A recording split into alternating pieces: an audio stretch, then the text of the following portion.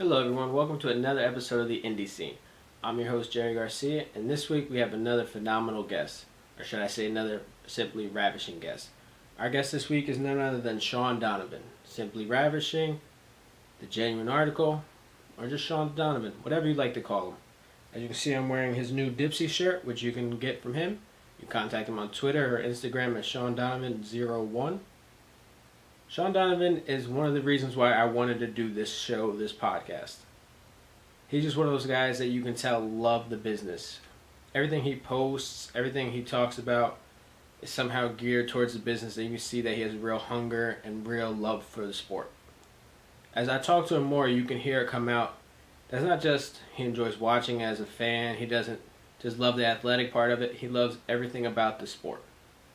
He's one guy that I think could help any and every company that he goes to, whether it's in the locker room or just in the ring. And as you can hear from our conversation, when he finally hangs up those boots, this is something he'll be going into. Whether it's promoting, whether it's coaching, training, he's going to be around wrestling for a long time, and I think he's an asset to the sport.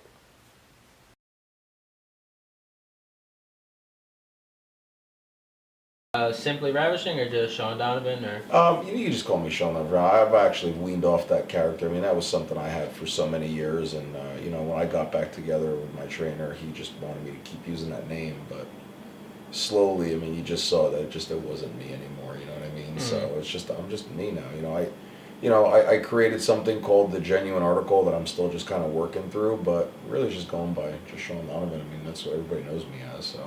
And what's the Genuine Article? So really, it's just me. It's after 15 years of traveling around and doing all these things that it's, and being through different situations, personal, professionally, and wrestling and in business. It's just something I came up with. It's what you see is what you get nowadays. I'm not afraid to speak my mind, and I'll do it professionally, but I'm not afraid to speak my mind and say what's on my mind or how I'm feeling. And a lot of it just kind of translates into my work and my promos nowadays. It's just very real. You're working on kind of defining the character still, mm-hmm. Like it's not necessarily defining. It's just it's really just it's fine tuning everything, mm-hmm. in terms of really just finding a specific niche with it. Right now it's in development where it needs to be developed further. But it's just me. It's now 16 years worth of hard work and having doors slammed in your face and going through a lot of personal issues and taking time away from wrestling and then finding my way back into it again. And wrestling has changed nowadays. When I first started, it was show up to a show with your bag and introduce yourself, and maybe there's a spot. Mm-hmm. Nowadays, everything with social media, it's message a promoter or message a promotion on social media in the hopes that they respond.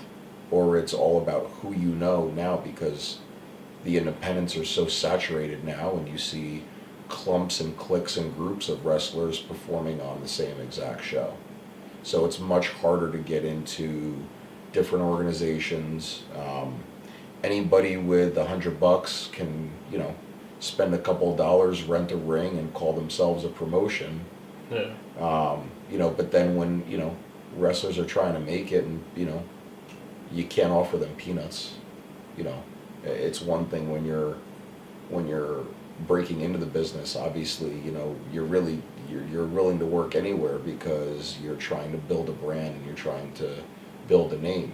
Mm-hmm. So the money is not necessarily important, and it never really should be to a degree when you're coming up. I mean, we're all not stars, in the big leagues making money, but you got to take care of performers that are traveling. You can't ask someone to travel 7-8 hours, mm-hmm. and get paid $10. Yeah. You know what I mean? So, and it's different for me at this point. I've been doing this for a very long time, and again, I'm not asking for the end of the world. Just give me the courtesy and the respect if you've seen my work. Give me the courtesy and respect, and let's negotiate something that is beneficial on both sides. Yeah, I mean, that's what they teach you in film, too, is if you have a crew, the bare minimum you can do is feed them, and really the big trick also is have cigarettes. Because the guys that work on crews, they'll just be outside smoking all day. Yeah. But to me, if I have you come out and we're going to do a film project, I'm going to have you out there for 6 to 8 hours, I at least want to pay your travel. Yeah. Something Exactly. just to let you know, I do appreciate you, because you can tell them, but sometimes it doesn't go as far as, let me say, I'll cover that for you. See, the problem with wrestling nowadays is that, when I started in 2001, a lot of the promoters were guys that had been involved in the wrestling business for many, many years and had a handle on what the business model was like. Nowadays, the wrestling has boomed again, and what I've seen, at least on a Northeast level, is there are a lot of people with, they get a few connections, and all of a sudden, oh, I'm a wrestling promoter now. Unless you have a complete understanding of how the business works, you shouldn't be getting yourself into it. And if you are, you want to wean yourself in slowly and just try to get an understanding of how it works. But that's the problem that happens with a lot of independent shows nowadays. It's just guys booking a boatload of talent, and they're just booking matches that they as fans want to see.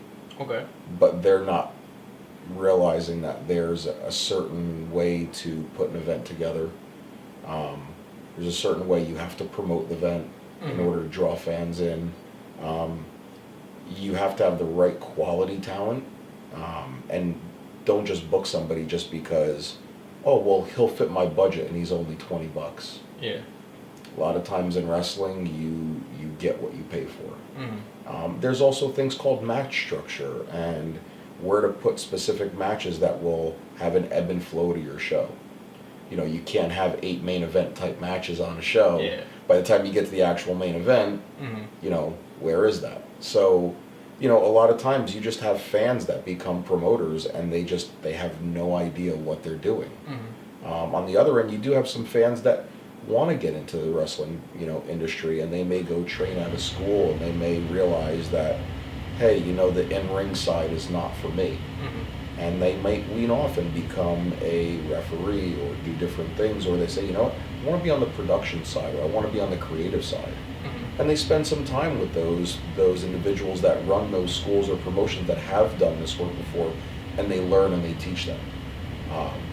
The easiest thing that comes to mind is, Gabe Sapolsky, who runs Evolve Wrestling. He learned under Paul Heyman.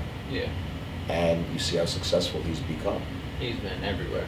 There's not a lot of Gabe Sapolskys around, you know what I mean? So, but I'm not saying that as a whole, but there are a lot of great promotions that are out there. But a majority of the ones that have been popping up in the most recent year or two are not finding the right success because they just don't understand how the formula works. There's so many different intangibles. It would be the same thing for me that, if I decided to pick up and go become a general manager at Wendy's tomorrow, I would have no idea how it works because I haven't been raised through the process to understand how it works and how to make it successful. Yeah. You just know you like burgers and fries. Exactly. That's exactly what it is. All I know is, oh, you like burgers and fries and baked potatoes? Cool. Here you go. We have some of that somewhere. Yeah, but there's a formula of when the burger's got to get cooked, and exactly. what you got to prep for the day. So, like any job, the wrestling industry is a job. It's a business, and at the end of the day, while performers and referees and these things, we're all having fun being involved in it because it's a passion. It's still a business, and you're still in it to make money. So, even as a performer. So. Now. Well, you actually touched on a whole lot of things that I want to circle back to, but Sure, which is sorry. great. No, by all means. So one thing you mentioned is recent companies popping up, and one that comes to mind that I know you recently performed for is WrestlePro. And I've heard Pat Buck talk multiple times, and I've seen a few of his shows where he seems to be someone that really understands how to build a show properly. Like, he has connections, obviously, to bring in a Cody Rhodes, maybe reach out and bring Brian Myers when he's not signed to WWE back, but can you speak to that, because I know you recently performed, I think, in Brooklyn, correct, with him? Or was it Starland? Both events this past weekend. Okay. Can you speak to maybe the way that he runs his cards, like the way he sets up his match structures? Yeah, I mean, I've been around WrestlePro for a little while now, and it's a great promotion, but, you know, Pat through and through is a performer. Mm-hmm. And, you know, he came up directly through, you know, the OVW system. So he learned every inch of the business, you know, from guys like Rip Rogers and Dr. Tom Pritchard, you know, who's a mentor of mine. You know, he's been around wrestling as long as I have, and spent a lot of time in those developmental areas, growing and learning, not just in the ring. He has grown to learn what needs to be done outside the ring to make a business successful. I mean, I don't know all the intricacies of how many guys, you know, Pat has learned under, but he's brought all of those styles from successful guys that have made it in wrestling's, you know, past and even in the present, and he has grown, you know, a very successful promotion that I don't think has even scratched the surface yet of how big it can grow. There's a lot of things in the works, and you know, he is working overtime himself to really grow his brand, and I couldn't have any, you know, more respect for him than I already do. And he's given, you know, me an opportunity to grow as a performer again, in terms of, you know, branching out and really rebuilding myself of who I am. He's given me that opportunity, and all of the other members that are involved on the, you know, the WrestlePro side, to give me an opportunity, and give my, you know, my partner Michael Blake an opportunity too, to really, you know, reinvent ourselves and really reinvigorate our love for why we do this. So, you know, he's someone that understands it on a business and on a performer level, and I think you have to have that that relation. So, you know, he's done it, and he continues to keep growing it. I mean, the houses keep getting bigger and bigger, with all the you know, the guys that he's working with to grow it. Yeah, I know that you guys recently had, I think, was Brooklyn a sellout too, or was it just Starland? Oh no, we sold out both those buildings. Okay. Standing room only in Brooklyn as well. So Yeah, they look like they're great events. Unfortunately, I couldn't make it out to either. So you spoke about a lot of the guys popping up on the East Coast. Do you feel that, is it kind of surprising that WrestlePro is able to grow? Because I feel like in most independent industries in the East Coast, it's more cutthroat than you'll see in any other area.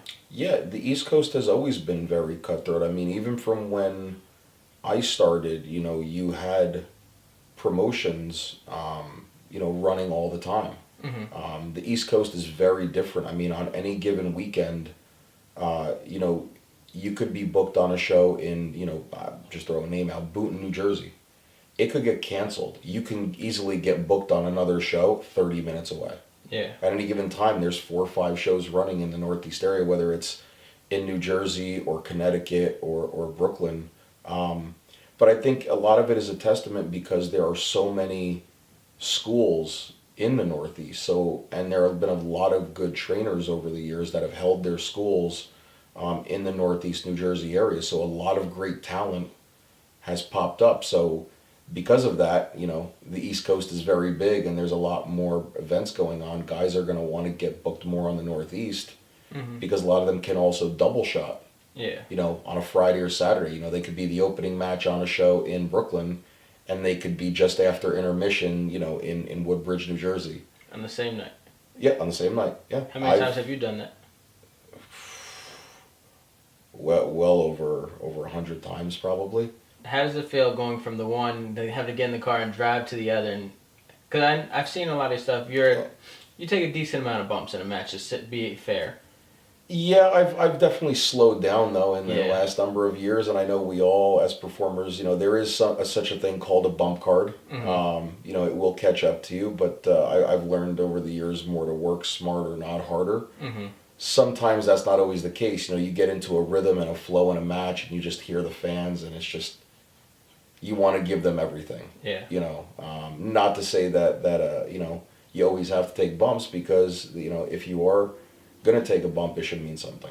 Yeah, I mean, which is commendable that, you know, like, even though you're beat, you're like, all right, I'll still take it because the crowd's into it and it's feeding into you. Absolutely, and you want to give them an overall event. You know, you don't want to go in and just, you know, half-ass it just because you had a match, you know, 30 minutes prior. You know, at the end of the day, you're being paid to do a service, and that's perform on an event, and you owe it to those fans who paid to come see an event. You want to give them their money's worth. Yeah. But you want to give them the whole package. You want to give them character, personality, intensity. Emotion is what we do and bring out. So, but yeah, that's the name of the game. Double shot has been done by countless others. I haven't done it as much, but whenever the opportunity would arise, I gladly do it, and I have fun doing it. So hard work pays off, I'm sure. that it does. Now, you mentioned your bump card. Mm-hmm. You've been tagging recently with your partner. Do you feel like maybe that's kind of why you've been leaning toward tags, or is something you just were interested in getting into at this time? No, I'm still focusing on the singles aspect of wrestling, but the opportunity came up with my on and off longtime tag partner Michael Blake. There was an opportunity for him to come into WrestlePro, and we just started working some tags together, and we just said, hey, let's give it one more shot. And the first time, I think we were training, we hadn't teamed probably in 10 years, and the chemistry was still there. Yeah. The love for what we do is still there, and I know what he and I can produce in tag team quality. Tag team matches are very unique. There's a specific way to really put together a tag match, and if you have 4 guys that understand how to put something like that together, it's magic. And he and I, we get that. We feed off each other with ideas. We'll put something together, and he'll come in, and what if we move this here and do this here, and he's got a great mind for wrestling, and he took some time off, and I think he's found his way back and still realizes how much he loves it. And I think we're both at a point in our lives where we want to have fun again, and I know what he and I, from an experience level, can bring to the table in tag team wrestling and just our experience in general, to really be able to work with guys that are new, but also be able to get in there with guys our same experience level and just go balls to the wall and really just put on something really, really fun and emotional for fans and take them on a roller coaster. Is there a team you have chemistry with that you believe is just undeniable? Like you guys can do a whole tour just with this team? I can't pinpoint one name because he and I have only been teaming back again for the better part of the last 7 months. So I don't want to say there's one name, but I'm very confident that he and I can go in there with any tag team, and we can create magic. Whether it's guys like the Heavenly Bodies, or you have some New York staple tag teams like Private Party or EYFBO. I know we can have great matches with them. I know we can bring intensity if we were to wrestle guys like the Hit Squad. I think that you bring out any tag team, and we'll be able to match them. I'm sure you can bring intensity. I saw clips of your bull rope match back in the day, a few years back to be nice, right? Yeah, a little bit. Yeah, it's about there a little bit.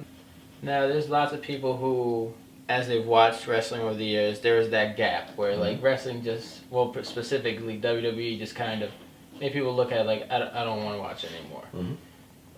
Obviously, you're a fan of the business. Did you run through that time period too?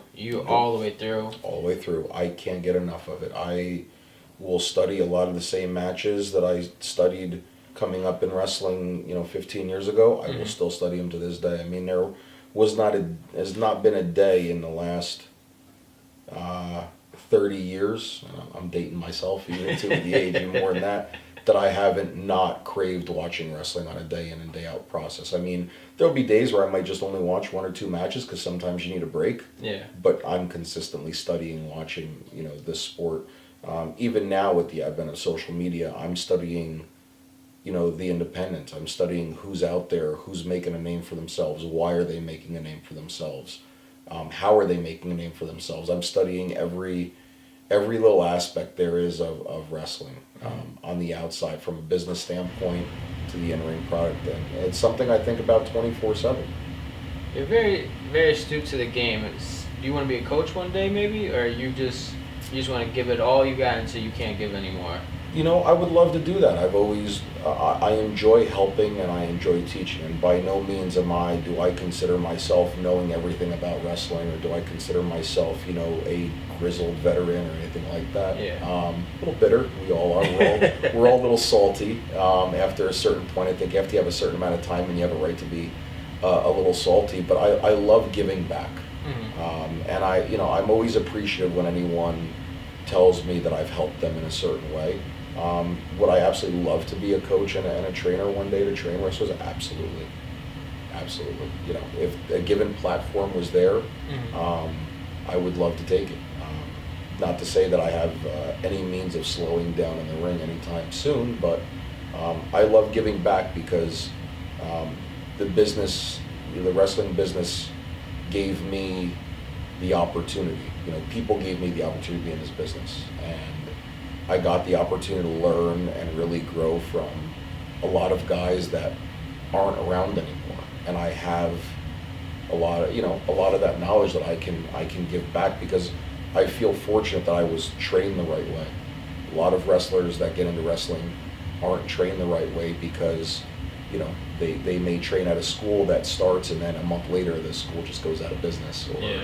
Or you hear the horror stories of the actual trainer who's just sitting in his office while there's a bunch of guys that are 2-3 months in are just training guys. But the next round of guys that come in. Yeah. So I mean, for me again, if the platform and the opportunity was there, I would love to help train. I love talking and giving back and helping people succeed. And even if they take one thing that I teach them and they apply it and they do well with it, and that makes me happy.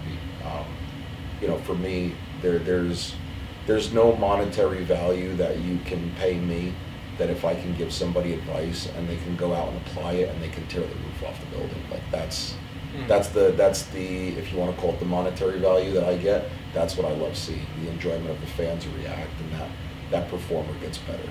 Now your eyes lit up when you said that. Is there a moment that comes to your memory where you're like, I remember talking to that guy about if he just tweaks this a little bit, he'll get that reaction? Not necessarily. I mean, there's a lot of guys that are really coming up now that I think really have an opportunity to really go places in wrestling. And I've seen them take some of my advice. I can't pinpoint one piece, but I see them taking bits and pieces of my advice and others, and I see them with every match. They get better and better and better, whether it's from a psychological perspective or if it's from a character development standpoint. I love seeing the next group of the independent world of wrestling grow to where I hope some of these guys get opportunities to shine on a bigger platform.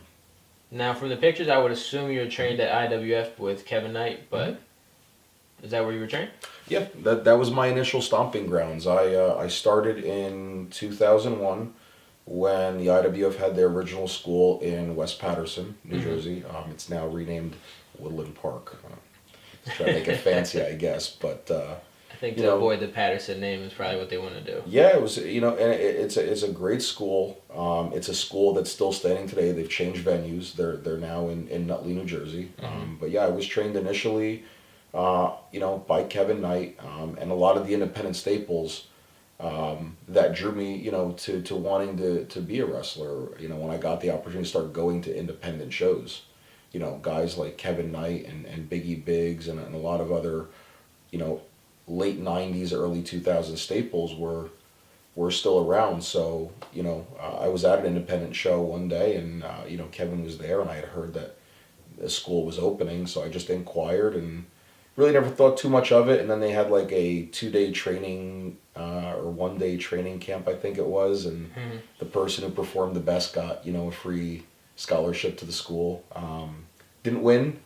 I think I came in second or third, but, they offered me a decent, rate as a tuition. And, I jumped feet first in and it was, everything I could have wanted. I mean, that first bump I took was like magic.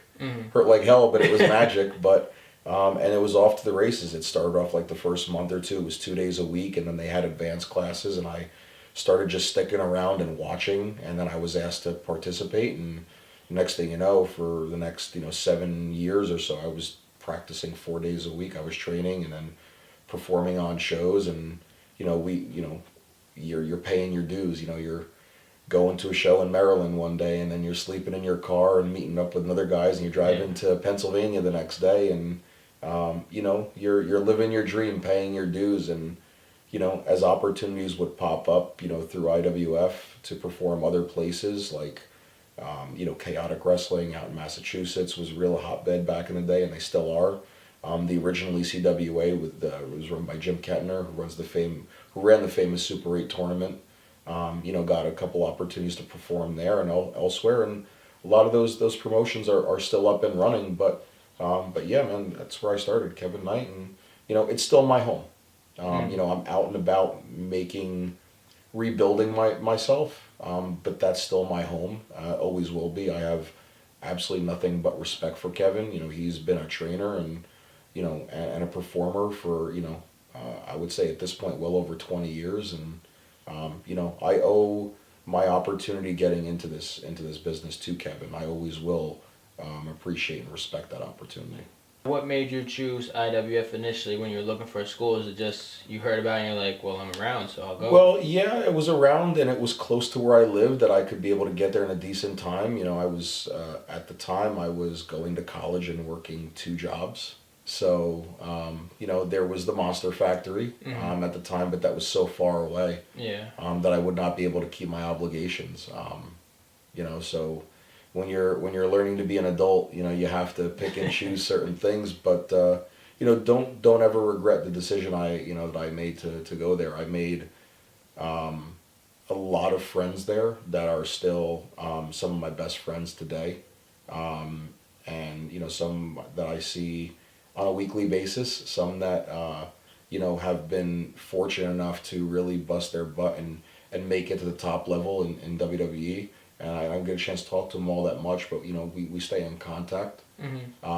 So I'm blessed that I had the opportunity to go there, because I don't know that if I went to another school, if I would have gotten the opportunity to go somewhere else, and would have made the friendships that I have currently still today. So they say in wrestling you can count your real best friends on less than one hand. I'm lucky enough that I can say I have a few more than that. So.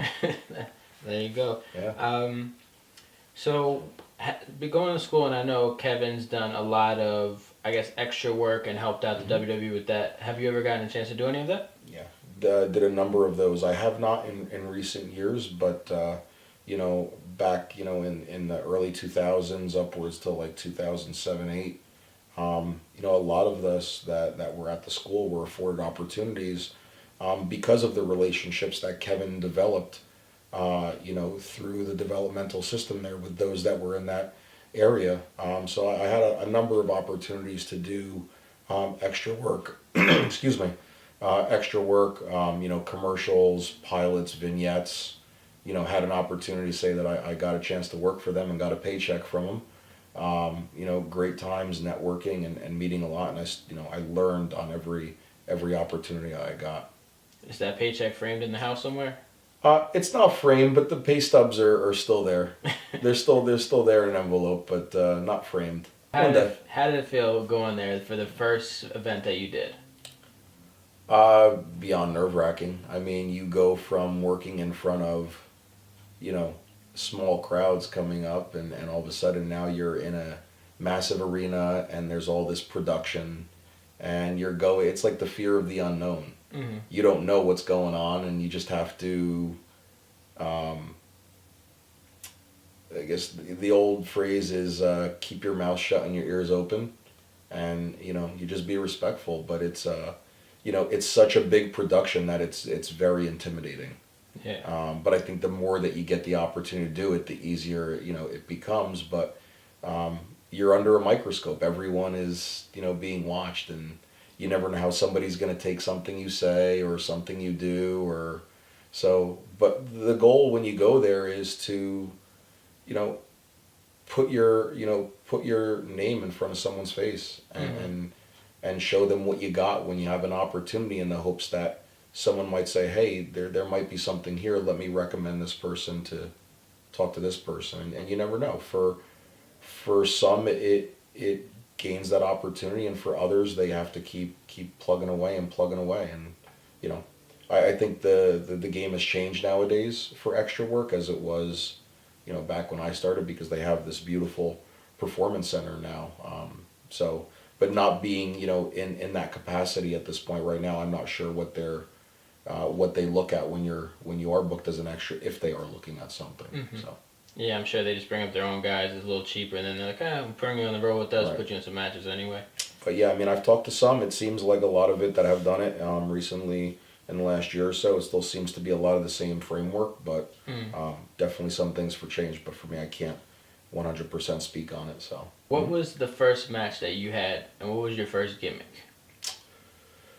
Or your first character, I should say, not your necessarily gimmick. The first match I ever had was just, hey man, it's your first match, so just go out there and just be you, which is just, you know, plain vanilla baby face, just going out there. With the little spiky hair. Yeah, little spiky hair. My boots hadn't arrived yet, so I ended up wearing kick pads, which, you know, I joke around a lot about that. I'm not a big fan of them, but I understand why guys wear them. But yeah, that was me. My first match was against a gentleman by the name of Eddie Moore, who most guys would recognize today on the circuit as Eddie Kingston, now in TNA.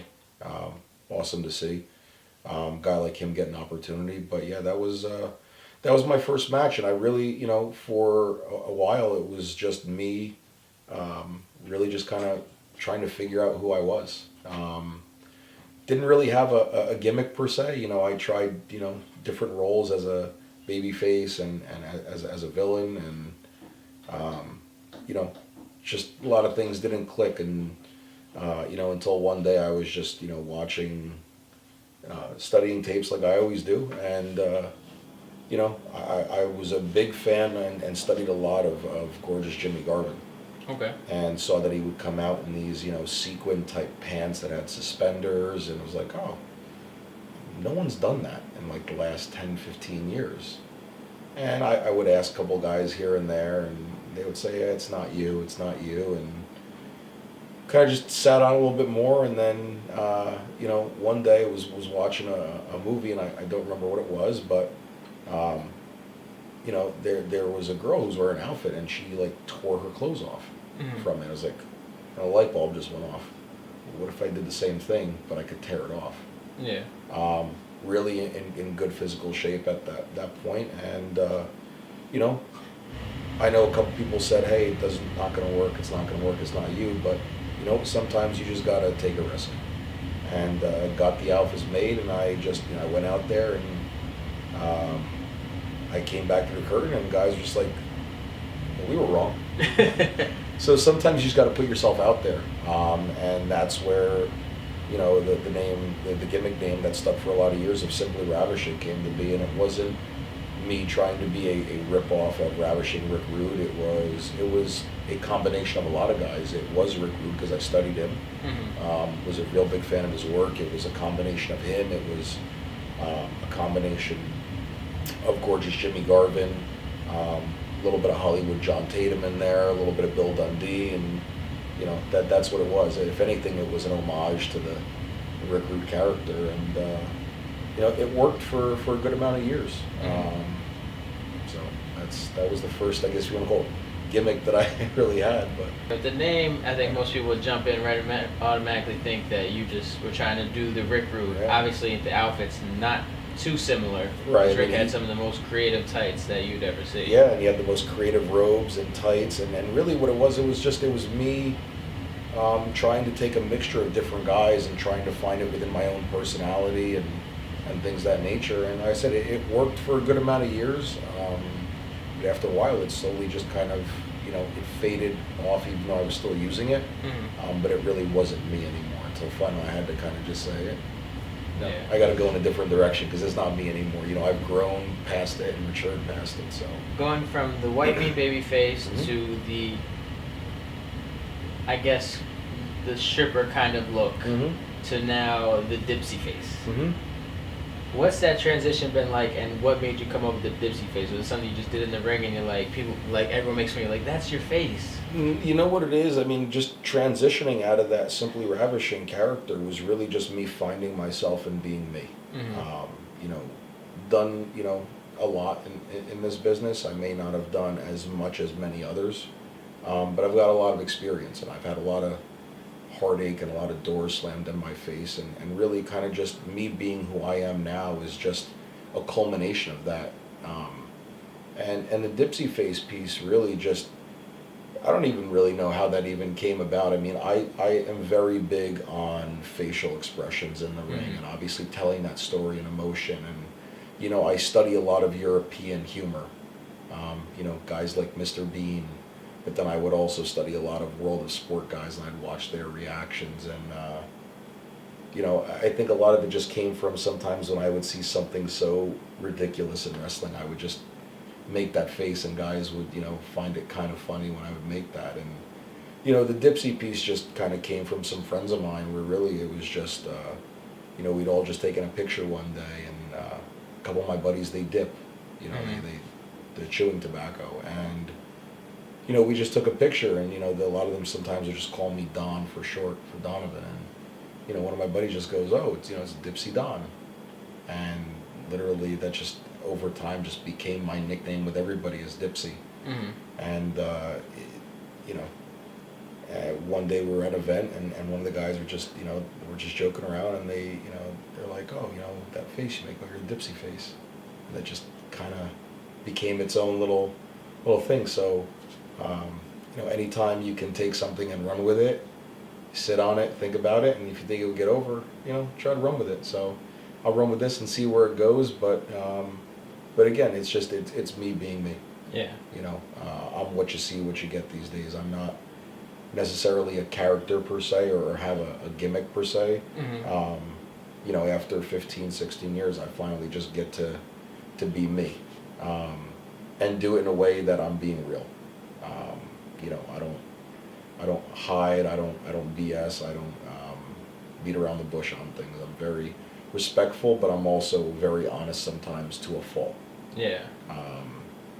Not that I try to be mean, but you can't sugarcoat things in any business, whether you're in a real job, in terms of what you're making your money in day to day, or personal. You can't beat around the bush. You got to be real and genuine. If you sugarcoat things, you're not being true to who you are. Now, something that just came to you over time, like just realizing that, it's just time to be me. It's just time to do what's best for me, because if I don't do it now, I'm never going to get a chance to do it. Yeah, I think that's what it was for me over the last, couple of years, really kind of getting back into the groove of wrestling again, and just really getting myself back in shape, and getting my confidence back in the ring full time of doing this. I had to take a chance on myself. I don't mean in any way of disrespect or anything towards anyone or anybody, but, you are your own brand. And the only way you're going to be able to get your brand out there is to go out there and go everywhere and do it where you can.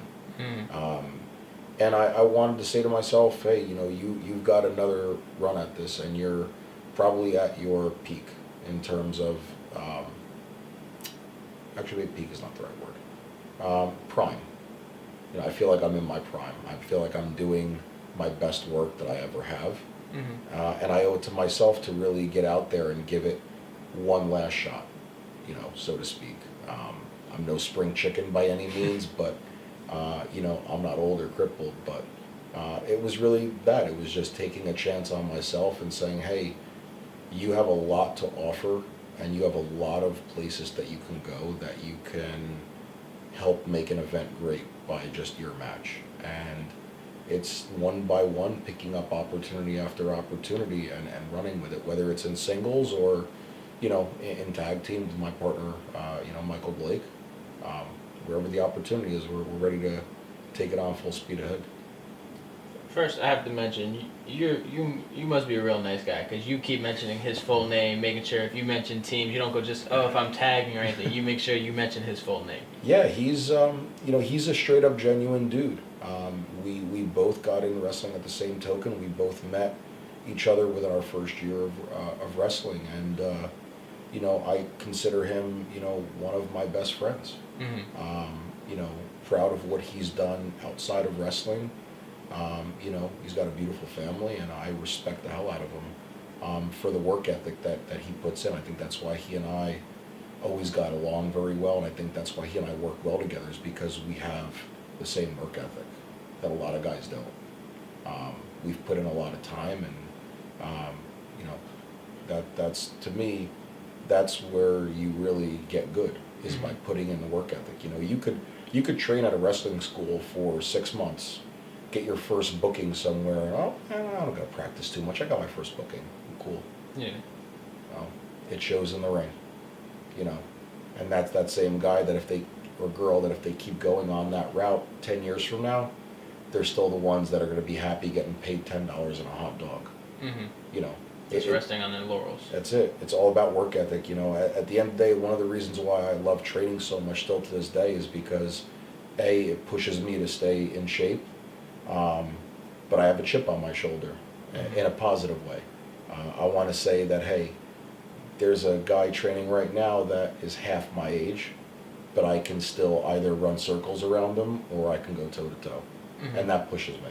So it's that work ethic piece that we both have. So, do you sometimes, I don't want to say get jealous or necessarily angry, but does it bother you when you see someone that's not really practicing, that's not putting in the time, the dedication that you are, and you just see them just top of every poster, name out there, top of every card, just like, I put in this time, but now you're getting this. Does that kind of get to you? Or you're just like, you know what, good for you, my time will come kind of guy? A little bit of both. A little bit of both. That's where the saltiness may come in a little bit. I do see it. A little salty, yeah, because I know I could, A, make that guy look better than what he really is, or B, I can run circles around him. But at the end of the day, my belief is that you get what you pay for. Yeah, they may be at the top of the card, but are they delivering results? Are they putting butts in seats? Are they, just because they're in a main event, are they performing at a main event level? And by no means am I saying I'm main event level. You know what I mean? I choose to be humble but hungry. Which is the best combination? You know, I think at the end of the day, anyone could be put in a main event, but it's also how the promoter books that person and makes them look. But if they go in the ring after all that hype and they don't deliver, they're going to fall flat on their face eventually. And I'm always a belief that the cream rises to the top. You know, I don't have to go and say, hey, book me in a main event or anything like that. If you're giving me an opportunity, then I'm going to go out there, I'm going to show you what I can deliver and what I can do. And, you know, we'll see where we want to go from there. I'm all about just taking advantage of an opportunity. If someone wants to book someone on every one of their promotions and wants to make them a main event person, kudos to them. But there's only so long that's going to run them if they're just doing the same thing night after night and they haven't progressed because they aren't continually training to better themselves. And you can never stop learning. There's so many different things to learn about this sport that, you know, I never stop learning. I'm learning a lot more now than I probably thought I ever would, on so many different levels. So I keep, you know, it's like it's food for the brain. You know, I keep eating every day. I'm sure with everything you study, you learn that something. Yeah, I watch the same matches over and over, and sometimes I find something new out of it that I never thought I would ever see. And I just be able to look at it from a different perspective, so learn something. Is Michael your favorite road partner? Or is he not really the car guy you want to be in the car with? There's other guys who are like, that's the best road trip guy. No, he's a good road trip guy. It's weird. We actually have very opposite personalities, but we do have a lot of similarities that we can talk about. But, you know, in terms of certain ways we look at things in life or different things, you know, we have opposite personalities and opposite views on different things. But a lot of things we do click on. But good road partner. A lot of times I'm more the guy that likes to just ride by myself. Only just because I like to create in my own head. when I'm driving. So you like to lay out your match as you're on the road to it? Or Yeah. just think of just everything? Think of ideas, everything. You know, I consistently cut promos when I'm in the car, just trying out different ideas, wording, phrases, taking from lyrics, things of that nature. Always trying to create. But when I'm in the car with anybody, I'm going to make it a fun time. So I know a lot of people don't quote unquote pull ribs these days, but you know, I like doing those every now and then, just having some fun. You got to keep it light in such a painful industry, to say the... Yeah, and not too painful. I like lighthearted ribs, not, you know, nothing Oh, no, malicious. I mean just the ring work overall painful. Because when you're in the car with the boys, you just want to relax and have fun. Of course, yeah. The road trips are the best part, though, because it's what can go wrong, or what can happen, and that's where I think a lot of fun stories come from, is what happens when you're on the road traveling and you're going from town to town. That's the fun stuff. Now, do you have a road trip story where just everything went wrong, just whether it's a navigation, the one guy kept snoring, just... Actually, to be honest, no. I've actually, all of the road trips that I've been fortunate enough to been on, I've never really had a flat tire or, you know, the car start, you know, steaming from the hood or anything like that. So I'm knock on wood for you. Please, yeah, I'll knock on wood for it myself. But I've been fortunate enough to really not have those. I think I think the only real road trip that I ever had that wasn't, it wasn't bad from a road trip type piece, but it was something that is called ghost booking. Okay. Was booked on a show back in 2004 with a couple of guys, and it was in Virginia. And we got the address and everything. We were, you know, told by email, hey, you know, so of course I go on to MapQuest online. I print out like my 9 pages worth of directions, you know, and we're all in the car, man. We get there and there is no show. Not even an ounce of anyone knowing that there was a show taking place. So we were ghost booked.